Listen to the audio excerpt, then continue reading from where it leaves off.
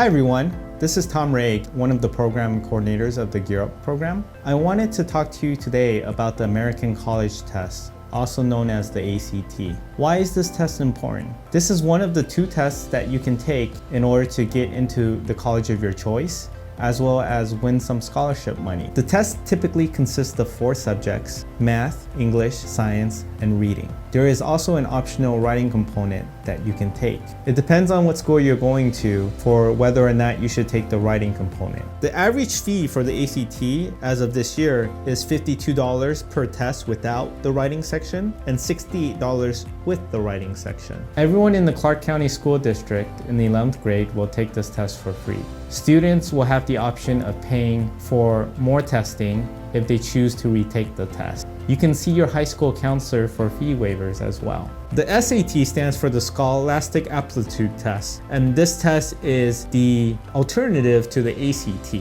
Both tests are fine, but the one major difference is that the SAT is grouped into 2. They have a reading and English component, as well as a critical thinking and math component. Again, I want to reiterate that the Clark County School District will have you take the ACT as of 2021. Let's break down the subjects for a second. So for the ACT and SAT, the ACT has a maximum score of 36, and every subject has a maximum score of 36, meaning that math, science, reading, and English, you can score 36 on each one, and then they take a composite, meaning that they average those scores out. As you move up in accuracy and efficiency, like for example, if you get a 36 or a 35 and you miss 1 or 2 questions, it's going to drop you down 1 point. Whereas if you're at a 20 or a 19, you have to miss like 10 questions for it to drop you down 1 point. So that means that as you get better and better at this test, you have to get actually more and more right. You actually just can't get 1 or 2 questions right to move up a point. So the studying actually gets harder. But because you're building your fundamentals and you're building on these skills that you're learning, your studying will become more efficient as well.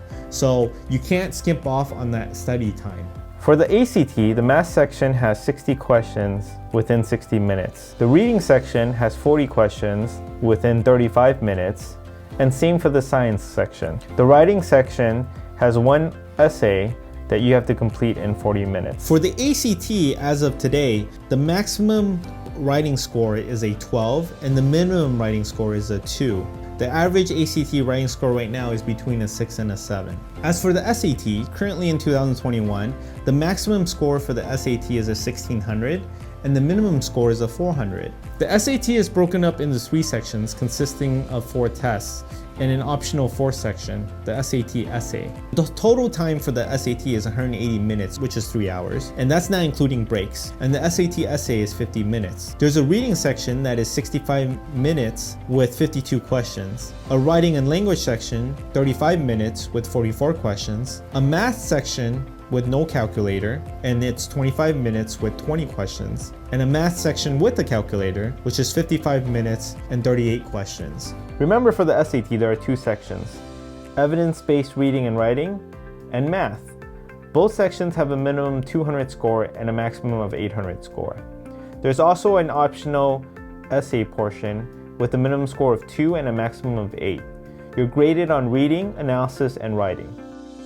One of the main differences that the SAT has over the ACT is there's actually fill-in-the-blank answers, whereas the ACT is strictly multiple choice. So let's take a moment to go over why the ACT is important. The scores matter because you can get higher scholarship money, you have a higher chance of acceptance, you have no need for remedial classes, and you're competitive among your classmates. In 2019, Nevada's average score, meaning the math, science, English, and reading combined, was a 17.7. The national average is more closer to a 20 average. And with a score of about 30 or above, that's when students are eligible for a lot more money and they are a lot more competitive. In the next few charts, you're going to look at acceptance rates. First, we have UC Berkeley. If you notice on the graph, we have a bunch of students who got accepted in the higher tier score of a 36 for the ACT or a 1600 for the SAT, and they also have a 4.0 GPA. But look at how many of the students actually won't attend Berkeley. There's a ton in the upper chamber because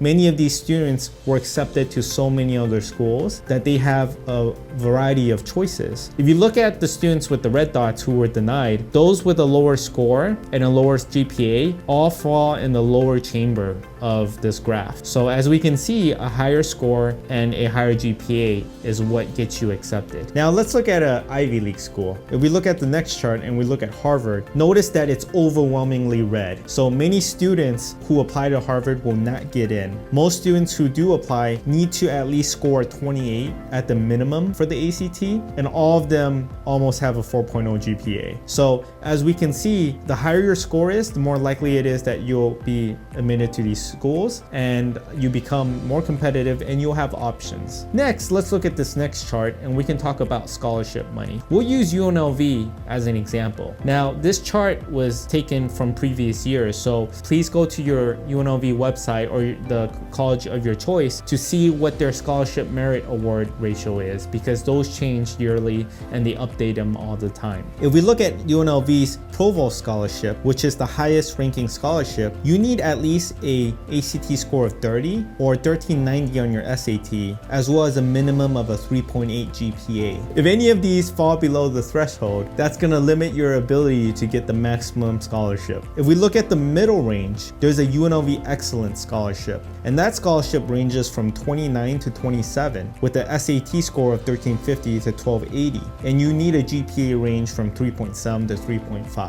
And finally, we have the Rebel Scholarship, which is only 1800 a year, but again, the ACT score ranges from 26 to 23 with a 1240 to 1130 for the SAT and a 3.42 or 3.2 GPA. So not only do you need to get your ACT or SAT score up, we also need to make sure that your GPA is in tandem with that. So if one is improving, the other one should be improving as well. If we look at the next chart, we pulled data from students who took the GMAT, which is a test that they need to take to get into business school. There's two different charts here. As you can see from the graph, students who put in 75 hours or less got lower than a 400 test score for the GMAT. As they started studying towards over 100 hours, over 120 hours, that's when they made significant improvements to their scores. On the right side of this graph, we see the SAT score, and it follows a similar trend. At 0 hours of study time, students generally clump up and get a 400, and then as they study more and more, their hour time progresses with their score increasing. So the number one component of getting a good score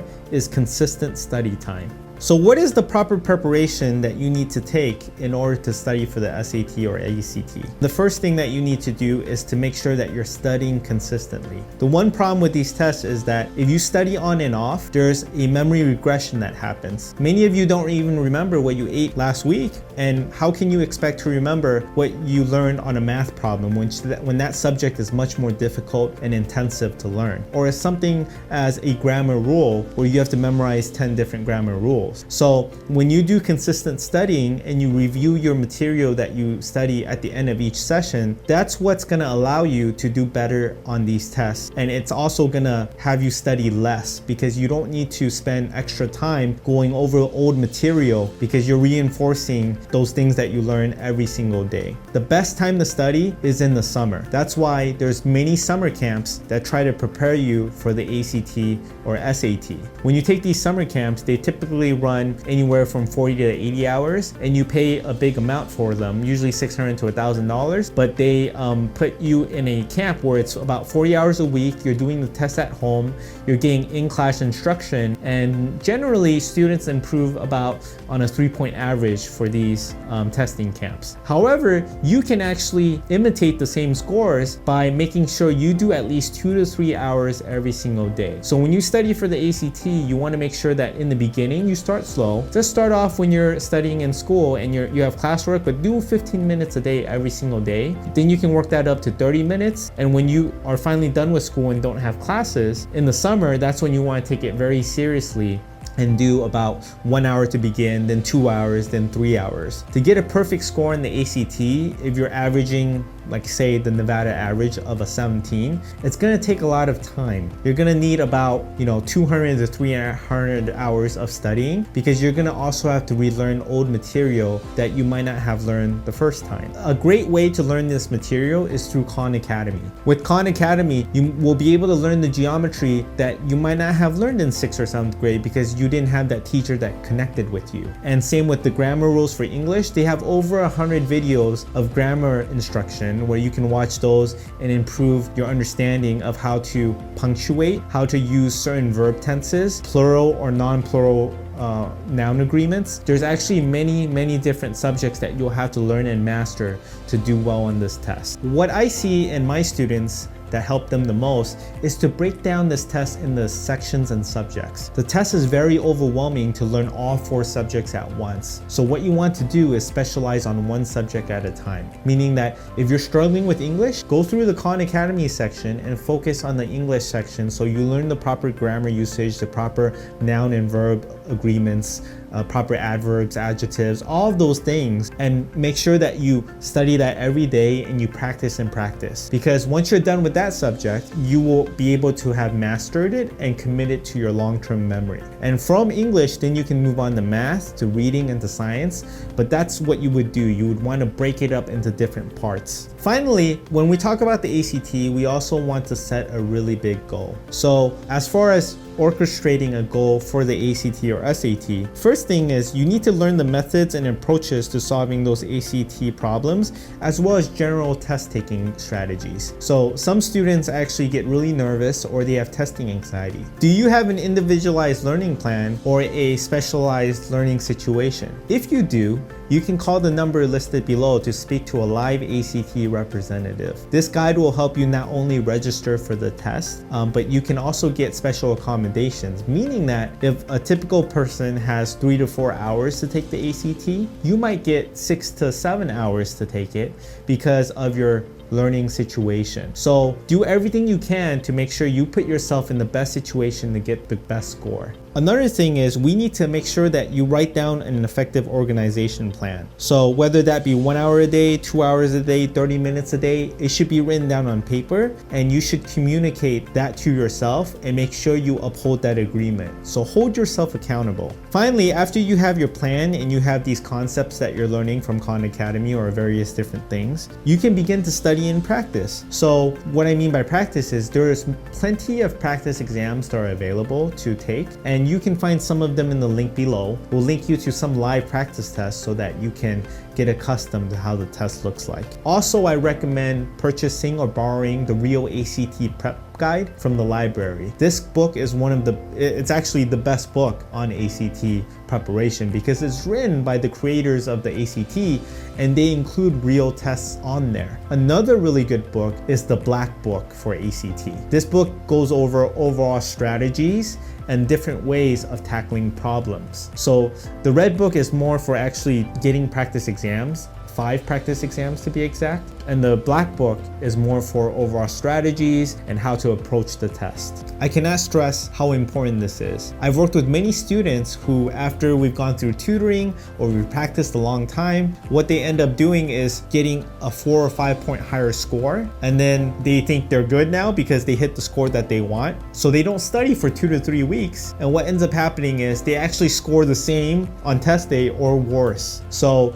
you have to make sure that even if you've gotten the content, it doesn't mean that you can put your foot off the pedal. It doesn't mean that you can slow down. You have to keep pushing hard and putting that time in every day. Consistency is the most important thing. If you can get that ACT fee waiver from your high school counselor or your CAEO program coordinator, you'll also get access to 1 year of free Kaplan online test prep, which they'll also have 2 to 3 practice exams and they'll walk you through modules.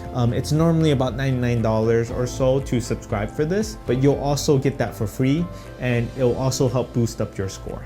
If you would like to study for the SAT, the College Board has also partnered up with Khan Academy, and Khan Academy has a great learning module for the SAT as well as 2 practice tests on their website. I believe Khan Academy is one of the best resources that you can use to study for the ACT and SAT.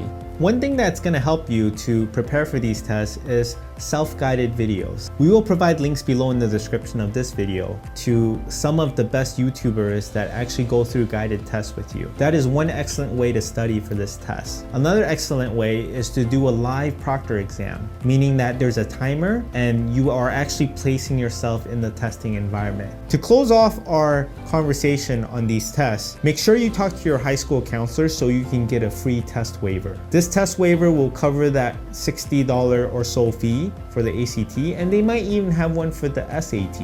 Each student is qualified to use 2 waivers for the ACT during their high school career as of now. Thank you so much for joining me today, and I hope you learned a lot of valuable techniques and a lot of different concepts on how to do well on this ACT test.